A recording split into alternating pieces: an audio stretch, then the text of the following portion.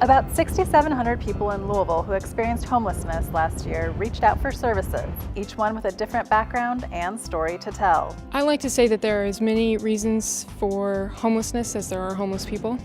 It's a very complicated issue. From encampments to caring for companion animals, we'll take a look at some of the issues surrounding homelessness and learn more about what the city and outreach community are doing to help.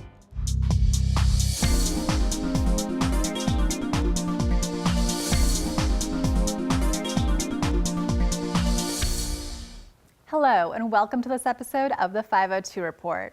How does Louisville grow as a city while still being compassionate to all of our residents? It's an ongoing effort that's resulted in a new Metro Council ordinance and also a dedicated homeless task force. The homeless population is a community, like any other community. We have folks on the street who can't get into housing. That's true about every big city. There are issues within Metro Louisville around homelessness. There are homeless folks actually all over the county. The people that are in the camps don't want you to see them. So they'll be in a place that's a little wooded. They'll be in a place that might be off the beaten path, but we should be working to not having folks on the street. We think of homeless as the chronic homeless who have been homeless for a long time, and we certainly have some of those people. But we have new homeless people every day. Every community does. People who are evicted because they can't pay their rent. Some of them find other locations. Some of them move in with relatives or friends. Some of them become homeless. We have a good-sized homeless population in the community. We've made some strides in that area in terms of veteran homelessness, and we're working hard on youth homeless issues, but we continue to have a good-sized homeless population. We've had some development pressure, and as development happens in that area, the homeless camp can't be there anymore. There was a camp clean out that happened way too quickly. People lost possessions, and when you're homeless, you don't have many possessions to start with. And so homeless people who were living in an encampment came back to the encampment and found that everything they owned had been taken away. Their tents, their blankets, their personal effects. In one case, we were told about a woman who had her mother's ashes, and they were all gone. Everything was gone. There was really not good notice given, and we realized that that was not a good response on the part of the city. Councilman Hollander proposed the ordinance for a 21-day notice. The ordinance deals with any removal of a homeless encampment anywhere on Metro property. Where a homeless encampment needs to be cleaned, that we will give the people living there 21 days notice. No items will be taken until that 21-day period is up. My name is Natalie Harris, and I'm the Executive Director of the Coalition for the Homeless. We are aware that there are at least 150 people on any given night who are sleeping on the streets here in Louisville. Please take this opportunity to make a difference and help us avoid another misstep with our vulnerable citizens. And it's just not notice to the homeless people, it's also notice to providers, people who are helping them, and the social service agencies can meet with them, try to figure out how to get them into a better situation. There are 19 yes votes. Thank you. The amended ordinance passes. This is not an ordinance that's going to end homelessness or that's going to be the solution to homelessness in the community. But to provide some protection and to allow people to offer some services before people's belongings are removed is important, and I think it's working. There is, in fact, a task force which is looking at how we deal with homeless issues in the community. You know, a lot of times these task forces, they're not as powerful as you would hope, but this one has actually, I would say, exceeded my expectations in terms of starting to get some real work done. It includes representatives from the Coalition for the Homeless, St. John's Center, LMPD, Metro Corrections, and our Office for Resilience and Community Services. This task force will be reviewing our procedures and determine if there are better ways to serve our homeless citizens. So we've got all these folks around the table with different levels of expertise, some folks who've been formerly homeless, and we've been talking about how we have a better response. The longer we met, the more we realized that we needed to have been meeting for a while. We just have to work together and across. That's why you've got so many groups trying to work together to address the issues that affect folks who are homeless. We're trying to figure out what's the best approach for Louisville. I think the overall goal is to treat homeless people in a humane way and understand that when we're cleaning a homeless site, everything that the homeless people own is involved. About 11 regular residents of Camp Campbell are in hotels or on their way to more permanent housing, thanks to a donation of $16,000 by Louisville city owners and help from the local outreach community. In 2014, a national effort to end veterans' homelessness took hold in Louisville. We recently checked in with the Volunteers of America for an update on the program. No one who wore our country's uniform should have to live in the streets or in a shelter. Locally here in Louisville, it was 2014 when Mayor Greg Fisher signed on to the Mayor's Challenge to end veteran homelessness in Louisville. We're committed to working together to eliminate that homelessness in our community. And that's really where we kind of start to see that shift change in Louisville. Everybody facing the crisis of homelessness have their own challenges and obstacles, but when you look at the population of veterans, they're more likely to have compounding vulnerabilities, especially in being on the street. The effects of PTSD, the effects of substance abuse and alcohol abuse, the lack of family and social support, and then we really compound that with employment obstacles. Here in Kentucky, our minimum wage is $7.25. The average rent for a one-bedroom apartment being $6.37 here in Louisville. They would have to work up to 80 hours at a minimum wage job per week in order to afford rent. So when you talk about the barriers, it's really those two big aspects. And that's not just for veterans, that's just anybody facing homelessness. They'll call you. Luckily, within Louisville, we've been able to identify every homeless veteran that enters into the system, and we do that by name. Regardless of how they're entering in, we do track that information. The benefit to that is we can engage with that veteran and refer them into a housing program quickly. 3 different programs that helped out with housing. You had HUD-VASH, which is through the VA. It's more permanent supportive housing. This program, SSVF, which is more rapid rehousing, which was a VA grant administered through Volunteers of America Mid-States. And then you have HVRP, and HVRP really focuses on the employment piece. 2014 to 2015, we were able to place around 350, 400 veterans in housing within that year. Currently, we've housed up to 1,100 veterans. Definitely an ongoing effort. Still got progress to make and still got to maintain the efforts that we've put into place. We're seeing less number of veterans entering into the homeless system per month, which is exactly where we want to be. If you're a veteran family in need of services, call the Volunteers of America at 384-0989. A veteran who found herself unemployed and homeless just a couple years ago now thinks about maintaining her property rather than where to sleep at night. It was scary. Your self-worth goes way down. But you know there's going to be a better day if your mind's in the right place.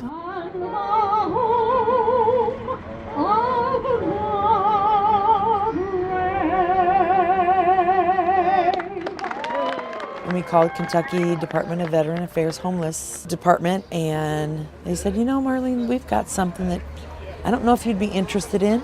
You can't imagine. This is changing my life. And ultimately is this house, which I'm very thankful for. Welcome to my home. I've been a single parent, raising my children by myself, working, went to school while I was working, was with a great company, and I got laid off. And I lost the home that I was in, and they said, well, you know, once you're homeless, well, I was. You know, I even tried to go to a shelter. They said, like Jesus, no room at the inn. You gotta be diligent and reach out. You're gonna get turned down one time, you're gonna get turned down 4 times, 5 times. After you're told no so many times that you're not gonna get the help, and then sometimes you feel like, do I deserve the help? You know, I let this happen to me. Luckily, I had some people that were supportive as far as my mental part went, you know. Had my women's veterans group, so just very thankful. And I definitely grew from that situation. Definitely a lot of growing pains. I'm, you know, trying to work a lot to get myself in a good place, trying to maintain, and, you know, trying to get my pond together. And home ownership has a lot of benefits. It has responsibility too. I'm very critical of myself, so when my big thing was, I gotta get a lawnmower. I cannot be that neighbor that has my lawn crazy, right? But there is help out there. We'll get this fixed up though and see what we can get together. You just have to find it, and it took me a long time, but I found it, thank God. I just hate that I had to be homeless before I could get help. We are social beings. We care about one another. We have compassion. What we started with here was a dilapidated house. People came together to do what they do best. There were 55 organizations, 6 months, and greater than 1,000 volunteer hours. And the results are magnificent. A house becomes a home. What's that one movie? Pay it forward, is that it? Yeah. That's where my mentality is today. Try to pay it forward. The Operation Victory Coalition, organized by a Metro employee, is hoping to rehab 2 more homes this year. Right now, about 800 people aged 24 and younger are homeless and on their own in Louisville. That's the number the Coalition for the Homeless and its 73 partner organizations want to bring to an effective 0 by the end of the year. There are more than 800 young adults under the age of 25 who experience homelessness in Louisville every year, where a disproportionate number of homeless young adults have aged out of the foster system. We also know that a disproportionate number are minorities and are also LGBTQ+. These young people are at extreme risk, and we know that they need security and safety, just like you and I do. The Coalition for the Homeless is on a mission to end homelessness among young adults in Louisville by 2020. That it takes time to work with. Host homes is a really important aspect of helping us to achieve that mission. Why host homes? Why are they important?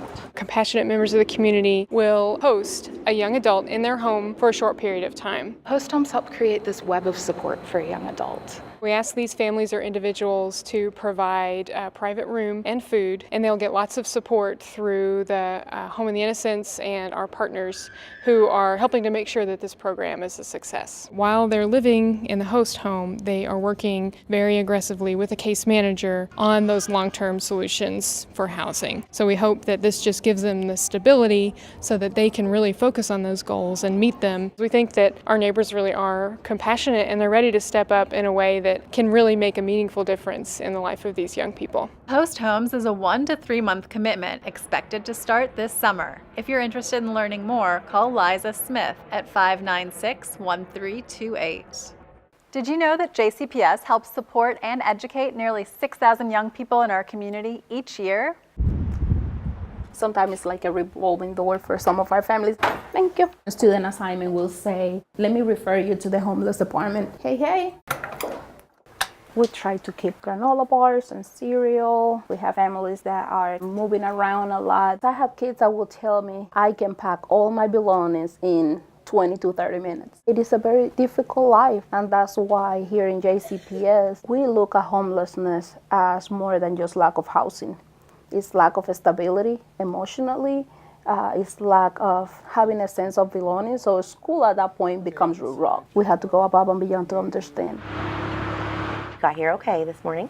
Okay, good. The Youth Services Center takes away barriers that are getting in the way of students being successful, whether that be at home, at school, socially, emotionally, educationally. Every day we find out someone new. From the beginning, we make sure we train all staff at the school so they can look for those key signs that a student may be in transition. So that really helped me. They understand the difficulties that some students face that other students probably don't. There's been like instances throughout my high school career where unfortunately like I felt discouraged or just not able or capable of going to college, and Ms. Paul has even like helped me with scholarship opportunities. Can I give it to you on Tuesday? Mm-hmm. Creating that pathway and helping like smooth out the bumps in the road for me. She's just always been there. If I needed someone just to talk to or just ask questions or even just like come to her for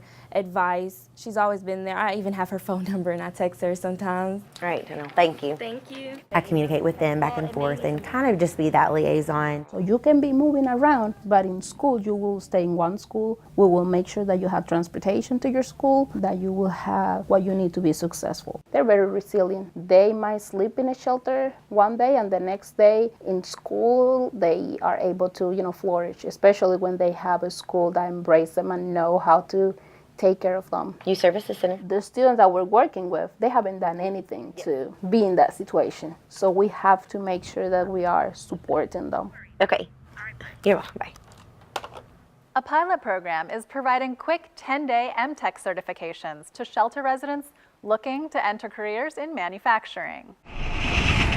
The homeless environment, there's a lot of negativity. If you don't get your resources, or if you don't take advantage of your resources, you're gonna stay homeless. One of the resources is the Shelter Works program that provides job training to homeless individuals while they're in shelter. Click on workshop calendar, you'll see my workshops. By doing this, we could be able to provide them with additional resources so they can receive a high paid, high demand, high skilled job and receive those wages that will help them to be financially stable. I was interested in getting the certifications because you could take it everywhere. Plus, you're learning. I'm anxious to learn. Welcome to the April Shelter Works graduation.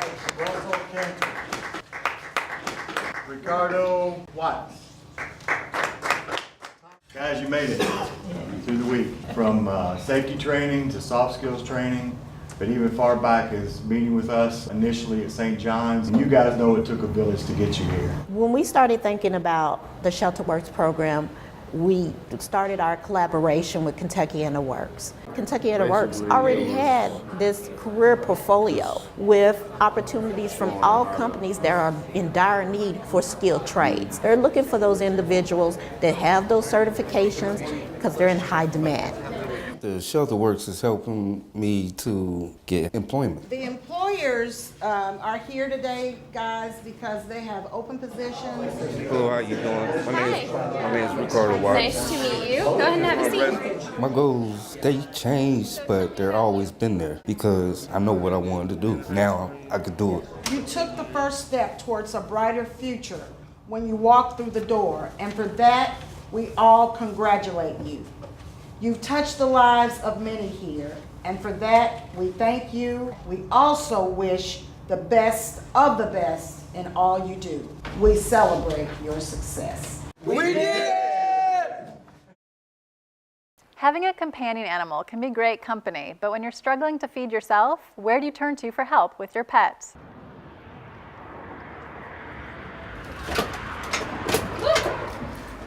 This is a very old building. My Doggies First is a local grassroots nonprofit that I started in 2013 that helps the homeless and the underserved with their companion animals. This is all trash. So we provide pet food, supplies, veterinary care, free spay and neuter services, and basically whatever a homeless individual might need to be able to keep their companion animal healthy and happy. Are you volunteering today? I'm Beth. It's very nice to meet you. I'm the founder.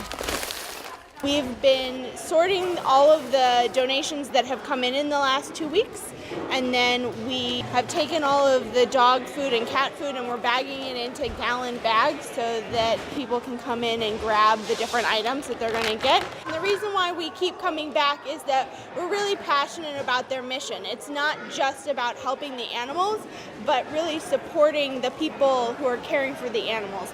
My Doggies First ensures that homeless people in our community and low-income people in our community can care for their pets, and we know that most shelters don't allow them to bring their animals in, so organizations like My Doggies First allows them to be able to care for their pet as well as care for themselves. To a homeless person, a companion animal provides purpose, they provide protection, they provide unconditional love, a bond that a homeless individual doesn't get from the community. That's kind of our mascot. That's Chico. We call him Chico Diablo. So in 2013, we kind of teamed up, and by we, I mean myself and my best friend, threw some dog food in the back of our car and teamed up with a local nonprofit here called The Forgotten Louisville that has been serving the needs of the homeless in parking lots around Louisville for over 10 years. This is Mr. Santiago. Alberto has been volunteering for us for a long time. Back in the days when we were out in dark, cold parking lots in the winter, right? Winter, yeah. Sometime along our journey in the parking lots, we started getting some folks that were coming to us from the West End and some other parts of downtown that were not exactly homeless, so they had a roof over their head, but they were struggling to pay their rent and provide food for themselves and their family and keep their dogs or cats or their companion animals healthy as well. And with an already overcrowded shelter system, my belief is that if a person is committed to the health and wellness of their animal, then there's no reason for them to be separated because of financial issue. So we started another program in which we call Waggle Wednesday, and it's our pet food bank. This is Cat. Cat. I work on Cat. So the second and fourth Wednesday of the month, alongside of our homeless outreach, we run this program, and we distribute about 1,000 pounds of food every time we open the door to individuals here in this community who, again, are just have fallen on hard times, and they just need a little bit of help in keeping their animals healthy and happy. We all deserve love and compassion, and it's taught me a lot of humbleness and to be grateful for everything I have in my life. My Dog Eats First now helps feed an entire neighborhood of underserved Louisvillians at their Waggle Wednesday Pet Food Bank at 2509 Portland Avenue. Thanks to increased support of the Affordable Housing Trust Fund, the YMCA was able to renovate and reopen transitional housing at its Chestnut Street location.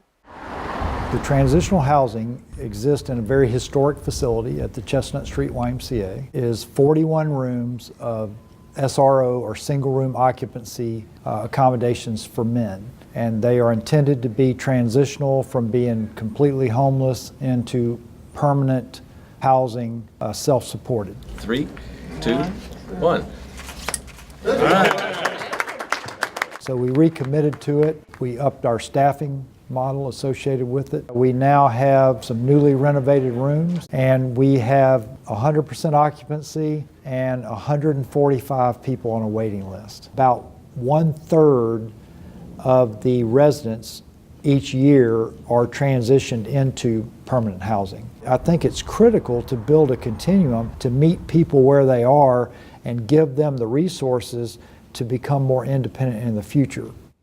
There are many different ways you can help support the homeless in our community. You can gather some of these much needed items for care packages, or donate to the Coalition for the Homeless, or these donation boxes throughout the downtown business district. And there are many wonderful organizations like food pantries or shelters who could use volunteers.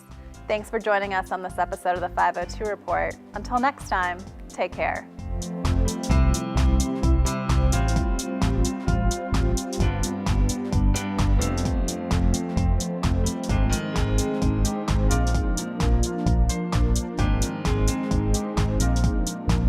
Metro TV, a public service of Louisville Metro government.